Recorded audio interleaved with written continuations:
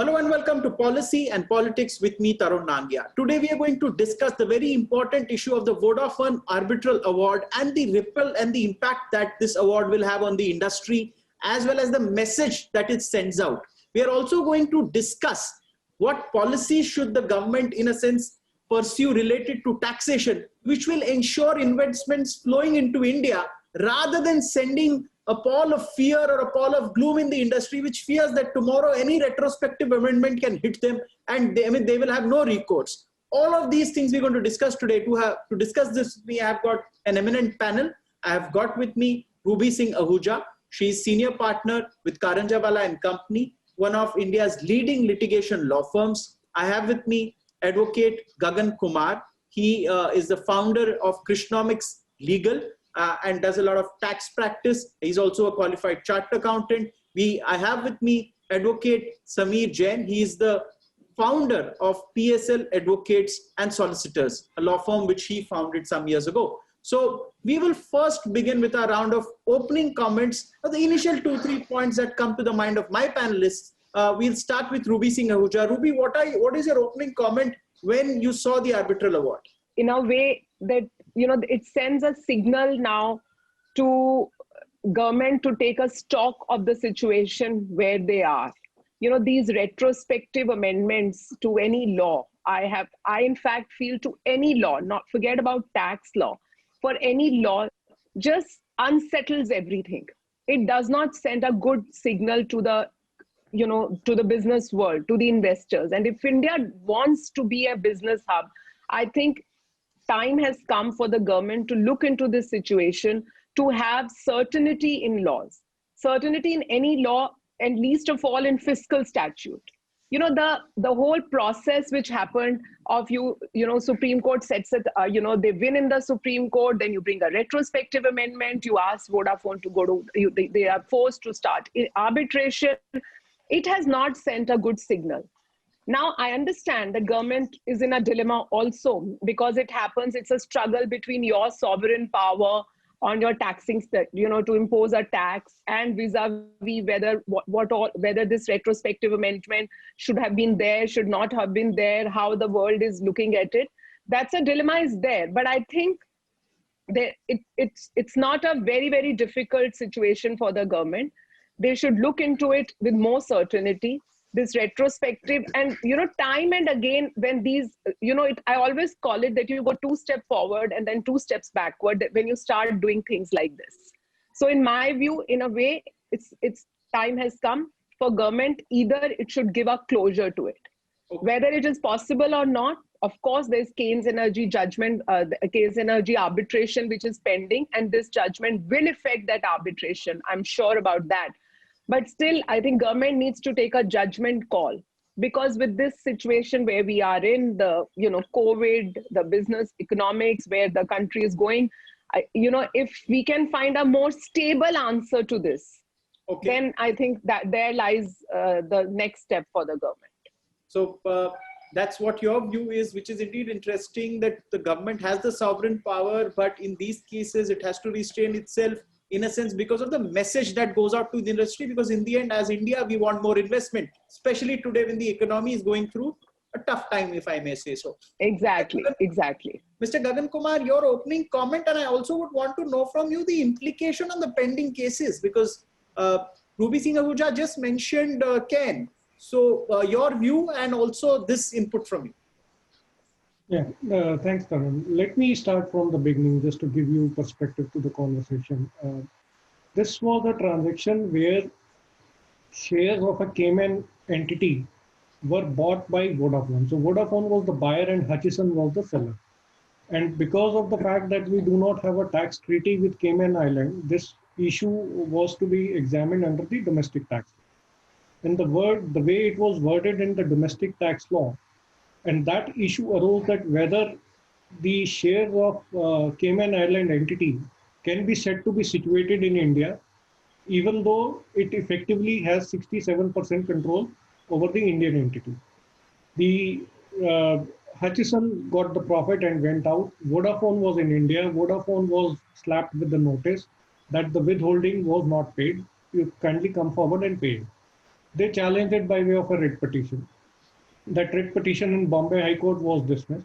Ultimately, they went to the Supreme Court. Supreme Court concluded that an asset which is the way presently law is worded, foreign assets cannot be deemed to be located in India.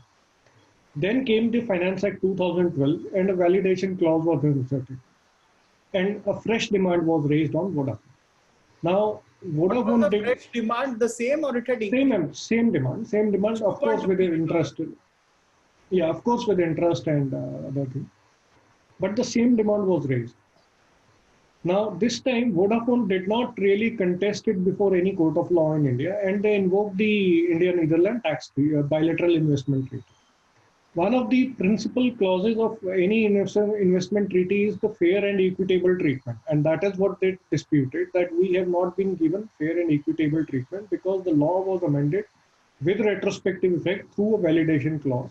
And that is where ultimately the arbitral tribunal decided in favor of Vodafone. Now, having said that, and as Ruby pointed out, that in times of COVID, despite a lot of manufacturing moving out of China, we have not been the real beneficiary. Most of the production has either gone to Thailand or Vietnam. Why? The answer to that lies in the very simple word certainty. And that certainty has to be given to the investor.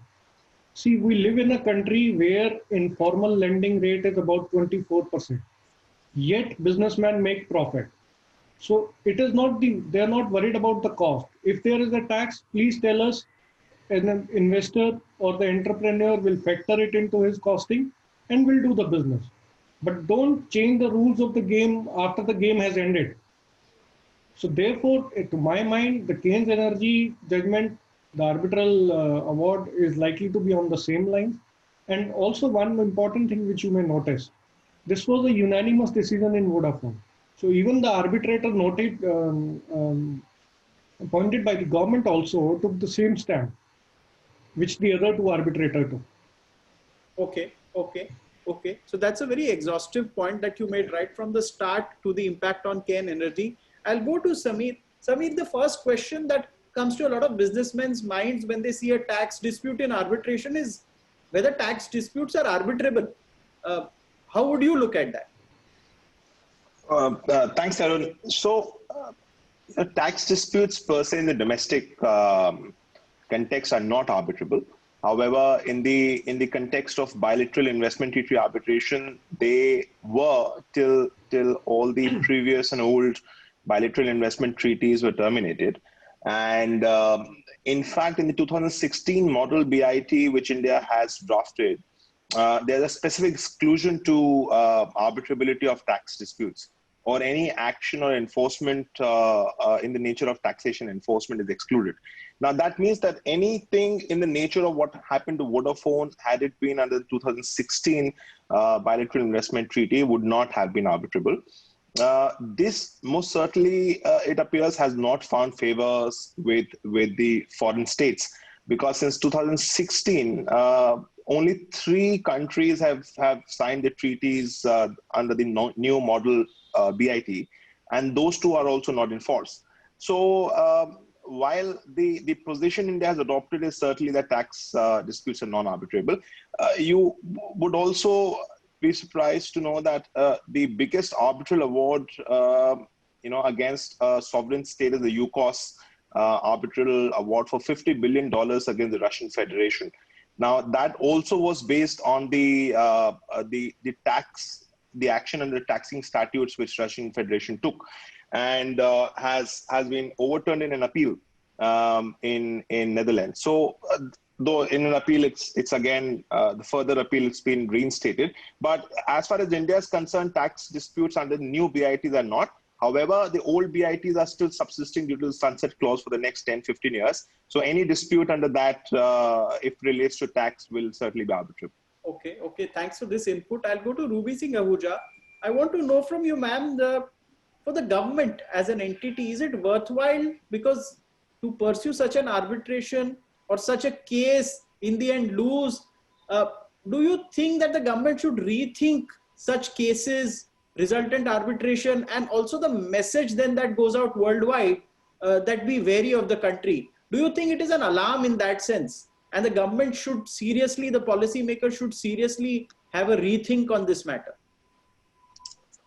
No, I certainly, as I said in the beginning, I certainly think that the government really needs to rethink on these matters. And, as I think the mantra here of this even discussion will be certainty. Government must think how far does it want to litigate in, in things like this and cases like this, because, but let me tell you, I'll come in a minute that it's not an easy answer for government also. I mean, if I step back and think, and I'll tell you why in a minute.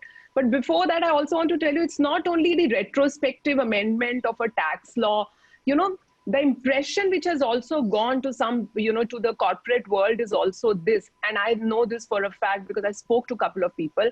They got this impression also that if you can't catch hold of the Indian company, you go and you raise a demand on the parent. So I have met people who have told, who are foreign investors, who told me that we are very reluctant to put in more, because we feel if anything wrong happens in our Indian subsidiary, the liability straight away comes on us, whether it is vicarious, not vicarious, whether you can connect it to us or you can't connect it to us. This is the impression which has also gone to the corporate world. Whether it is a right impression or not, that's another story, because the government will have an answer that no, there is a liability on the foreign company also, and that's peculiar to the facts of the case. But still, I feel that that is one reason also I feel that government should think in how far it wants to litigate in a situation like this. But having said so, as Gaganji rightly said, there is a Kane Energy judgment also, arbitration also, which is pending. And the most important difference, which we all have to remember, that in Vodafone, government didn't have to pay back. I think there is some award says something that some money has to be given now, something about legal cost and maybe some deposit. I don't know the facts because the real figures, because award is not in public domain. But in Kane Energy, what I've been told, that if unfortunately government loses, then it has to give the money back. If that is a situation, then the problem is that the answer for the government is not easy. Even if they really want to do this, they will have to see the repercussions of this award on Kane Energy.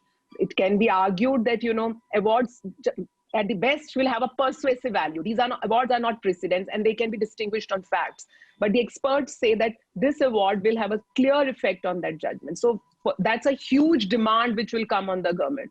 So I think government will and they should look into this, stop this, and have stable policies. But in this matter, the answer is not easy for them. They may have to challenge it. They may have to challenge it. That it won't be easy for them to just let it be, because if it is going to affect Kane Energy, then I don't think so government can say that they are not going to challenge. Samir had sure, go ahead. Mr. Gagan Kumar. I'm just furthering the point.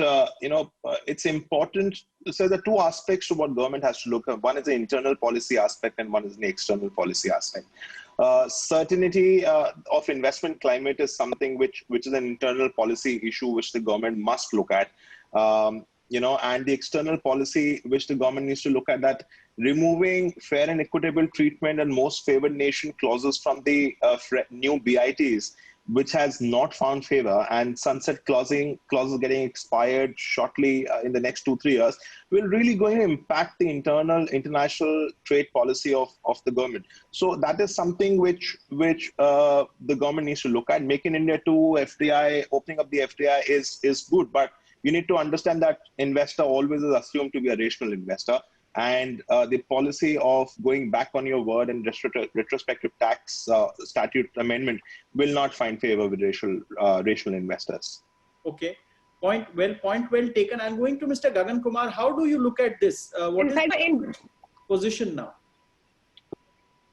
So there are 2-3 issues which government will have to consider. One is the issue of sovereignty, that whether as a sovereign nation I have the authority to legislate my own laws. If yes, then do I need to really get into an arbitration? I think that issue is more or less sorted out. One, because of this arbitral award, and secondly, we terminated all 57 BITs in 2016. And the new BITs, we are not putting tax as a dispute, which can be arbitrated. That's one aspect. The second aspect is the going back to the BIT itself, and where the issue of Keynes energy may really come into picture, is the expropriation. That the ground here would just not be fair and equitable treatment, denial of fair and equitable treatment, but the expropriation of the money itself.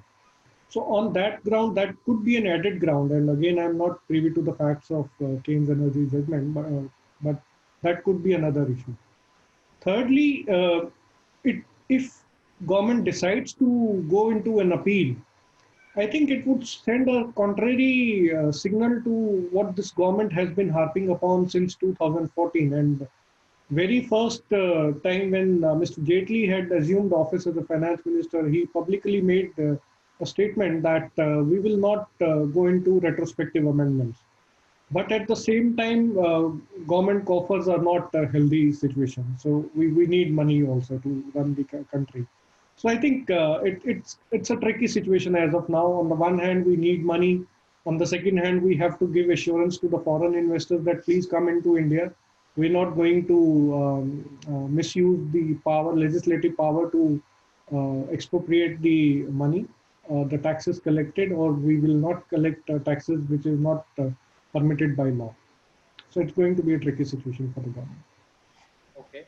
So I'll go to Ruby. Now, Ruby, you have dealt with some of the biggest corporates in India and multinationals in your workspace and handled their litigation.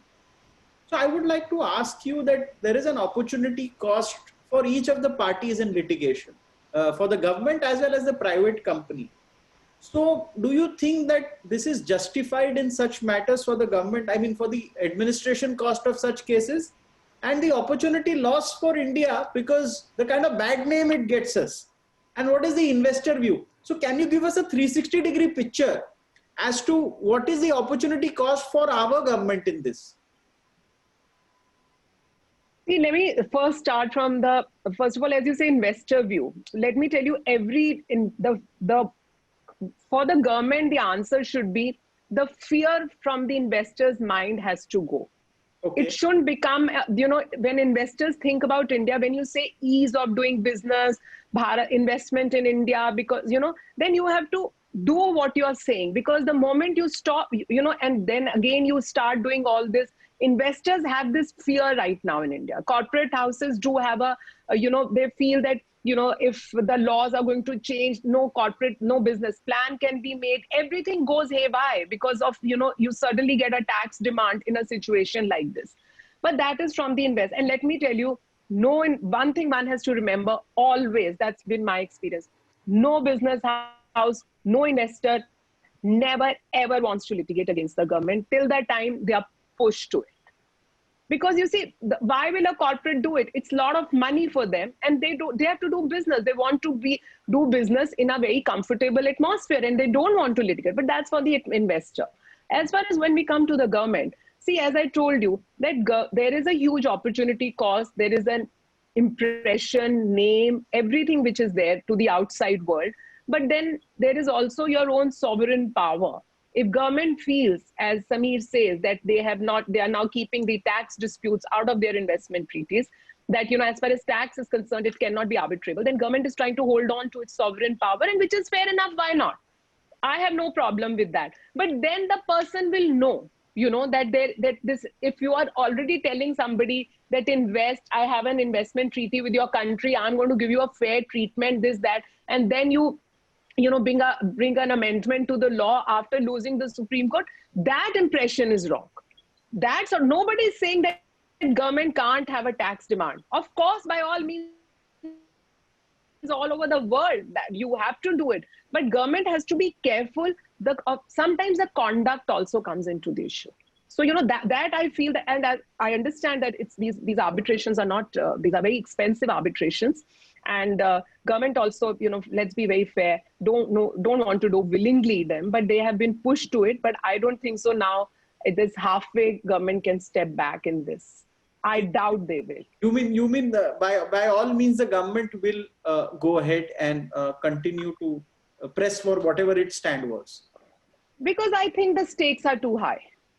Okay. I think the stakes are too high. And government is, I mean, well equipped to litigate. I mean, all governments are, and government is well equipped to litigate. And I think it will be the stakes are too high. I understand that government coffers need more money, more investment, more employment, but the government will have to balance. And I believe that, sometimes it may tilt towards challenging this award. I will go to Samir. Samir, given this fact, how will the industry see all of this in your view? Yeah, I think that's been quite succinctly answered already. But my view is that is in line with what Ruby ma'am said. The industry is certainly a little wary of steps like these by the government. However, the government has been promising, more stable system of laws. They have been amending, repealing, the unnecessary laws, amending the FDI policy. All of that is a sign towards a positive direction. However, something more proactive needs to come out. Also, as far as the picture and the impression needs to go, the impression of unnecessarily and uselessly litigating is something which needs to move out. Supreme Court has time and again said that you don't need to litigate just because you have lost a case. There's no need for an appeal if you think that you have rightly lost a case. So that strong policy and strong view that, all right, bygones are bygones. This is the strengthened policy. That is something which is required for bringing investor faith in the Indian legal system. Okay, so I'll go to Mr. Gagan Kumar at this point. Ruby Singh Ahuja mentioned that the stakes are far too high for the government to step back now. If we exclude this case, would you feel that there will be certainty in tax laws henceforth? Because we seriously need money in India at this point. And on the show Policy and Politics, we do discuss many times that how to get money is becoming the greatest challenge, because getting foreign investors to commit billions of dollars is not easy. When they see this news in a New York Times or someplace else, they're sitting in London, they say, I don't want my money stuck. So, Shah Rukh Khan said in one movie that haar ke jeetne wale ko bazigar kehte hain. So if we let go of these disputes and we give certainty to investors, I'm sure government will attract much more FDI, and the opportunity cost of litigating would be way higher than what if we let go of these matters. Because it's just not about 11,000 crore or 20,000 crore in these couple of matters. It's the larger picture which would have to be seen. And government will have to here act maturely, in my mind, that they should let go these disputes and henceforth allow this principle to settle in the minds of investors, that we ultimately are governed by rule of law, either by Supreme Court or by the arbitral award. So that's my last point. So now we almost come to the end of our episode. So we have a custom of taking a round of closing comments. These could include any question not raised on the program, any point which you had to make but the question wasn't raised, anything that comes to your mind which would add value. And to all the policymakers who are watching you today, to the ministers who are going to watch you today, to corporate chieftains who are going to watch this show, what is that one thing that you want to make your closing comment? I'll start with Samir. And Samir, make your point. Going forward, I think the government needs to evaluate in light of the very recent actions in, banning a couple of Chinese apps and regulating investment from China. There's a 2007 Indo-China BIT with similar clauses which were there in the India Netherlands. So that is something which needs to be evaluated, whether there's a threat of any litigation. Government has seen a loss in Devas versus India and Deutsche Telekom versus India, where contracts were terminated. So it's just that there is a need of a very strong evaluation and policy going forward, especially looking at the times today and the future. Okay, point well taken. I'll go to Ruby Singh Ahuja. Ma'am, your point, your closing comment. I think government needs to take a holistic view. It's not only about tax laws. I think in other spheres, midway cancellation of licenses, asking people to change their procedures, regulations, does not send a good signal. And, one thing government will have to really look into is this word, which is used often in legal in our judgments, called legitimate expectation. There is an expectation by the investor. It comes on your word when you come on the laws you have laid down. You cannot change laws midway. You have to stop doing that, and you have to stop dragging people to court. I sometimes feel that, the people are dragged to court, and that is why there is as I said, the fear has to go. You have to, you open up your FDI, you're working on your arbitration law, you are bringing commercial courts, all very good. But the policy has to now work in consonance with that. These, telling that, we have to have speedy disposal because, delayed litigation keeps the investor away. Of course it does. But what also keeps the investor away are your policies and your regulation. Certainty is a word. Government should, what happens when the licenses are cancelled midway? Huge investment. There's a loss to India at that time, of course. But there is a world over, the impression creates that you think to couple of times before you make an investment. That's why I said. And the last thing I want to say, that the liability which you impose on the parent company, government must think, and any regulation, any law, somebody has to do that.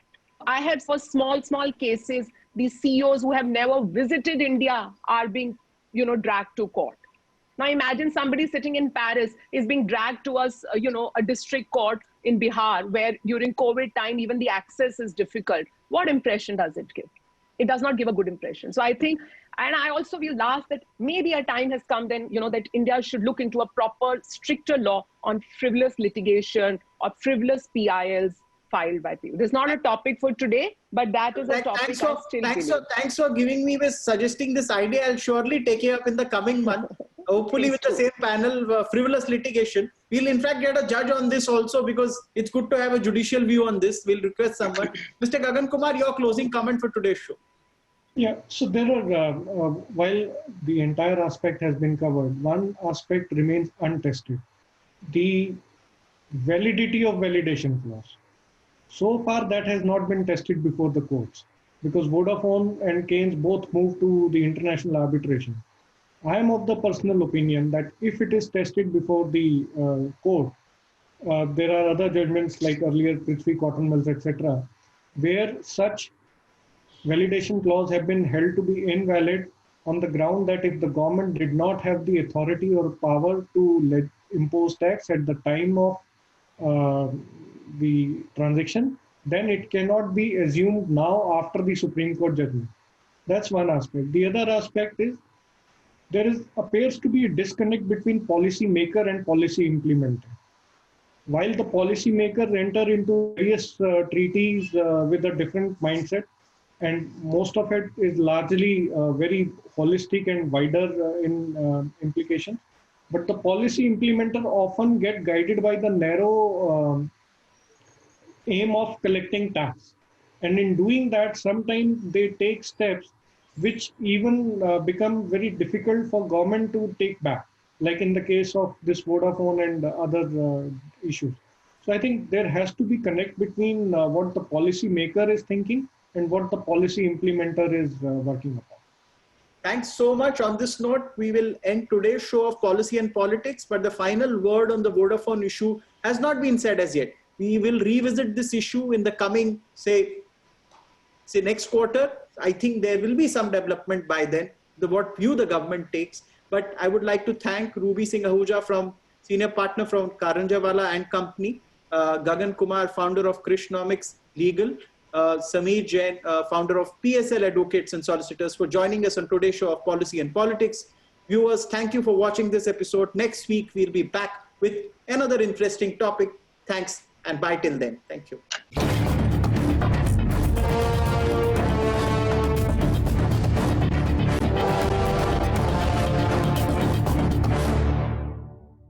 For more such videos, subscribe to the NewsX YouTube channel, hit the bell icon.